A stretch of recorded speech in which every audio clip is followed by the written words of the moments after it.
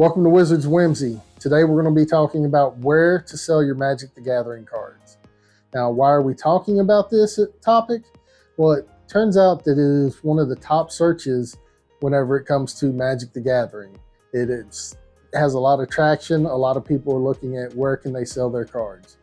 So in this video, we're going to go over that. So I'm not an expert on, the buying and selling of cards. I don't pay a whole lot of attention to, what card is hot right now, what card you need to sell right now.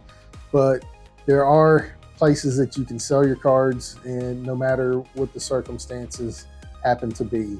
So, first off, if you have your high-end cards, your graded cards, maybe your Power 9 Alphas graded, something like that, you're most likely going to need to take to like an auction house or something like that. A lot of shops and stuff won't be able to afford those cards. If they do offer you anything for it, it'll be nowhere near what it's worth. So if you have something like that, you need to probably look at some kind of an auction house. Moving away from graded high-end cards, now anytime you take it to some kind of a shop, whether it's your local game store, whether it's an online dealer or anything like that, one of the best things that you can do in preparing is, get one of the apps that you can list out all your cards that you're wanting to sell, whether it's the entire collection or if it's just individual cards and you're just trying to offload them. You can look it up in the apps and you can tally how much the collection is worth or how much all the cards are worth. You can take that value and slash it in half. And that's probably close to what you'll be offered if you try to sell it to your local LGS or online store. The reason that the offer will be a lot lower than the value of the cards is because they have to turn around and try to sell those cards.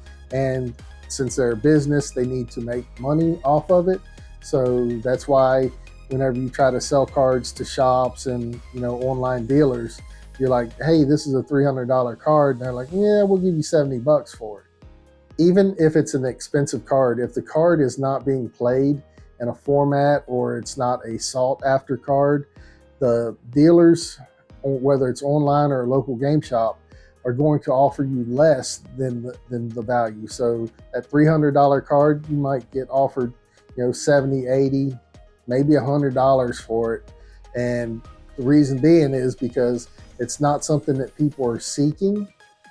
So they're going to have to put more effort into trying to sell it and hope that a collector comes by that needs the card, or they might have a ton of those cards and they're just not selling because they're not being played, even though they're reserved list cards or something similar to that.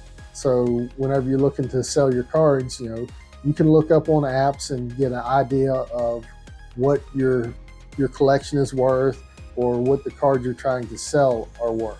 So when selling to a local game store, one of the things that you can ask for is store credit, especially if you're just trying to, get rid of these cards so that you can buy new cards or new products from a local game store or from an online store.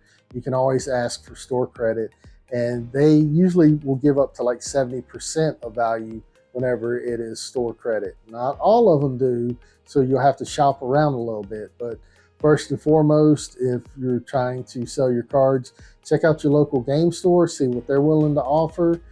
Now, to get the most value for your cards that you're trying to sell, you need to try to actually sell them yourself, do it online, whether it's through, a Facebook marketplace or a Facebook group, eBay, something like that. Once you have it listed in wherever you're selling it at, you'll have to actually be in contact with the buyer.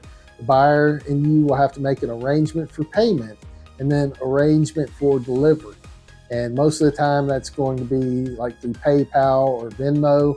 And then once you receive the money, you'll ship it out. You'll send them tracking. You'll let them know that it's shipped.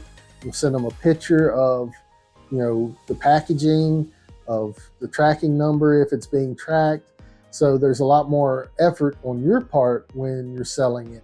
How much is your time worth? Because say you have 50 cards, well, you might not sell them all to one person. You might end up selling, 50 to 50 different buyers. So now you have to ship out to 50 different people. So take that in consideration when you're selling your cards. How much effort are you willing to put into it to get that extra amount of money? And it is worth it because you're getting more of the value of the card.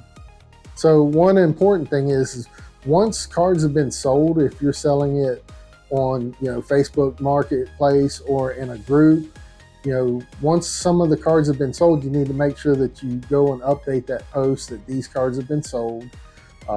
Whenever all the cards have been sold, you need to make sure that you either remove the post or you mark that everything has been sold in that aspect. But again, if you're looking for the most money for the value of your cards, you're going to have to probably sell them yourself. Like I said, I'm not an expert on this. I've bought plenty of cards from eBay, online shops, local game stores. If you found this interesting, leave a comment, let me know, and I'll try to come up with some more popular questions that are being Googled as far as Magic the Gathering goes, and I'll try to post an answer. It might not be the right answer, but it will be an answer. So until next time, keep slinging those spells.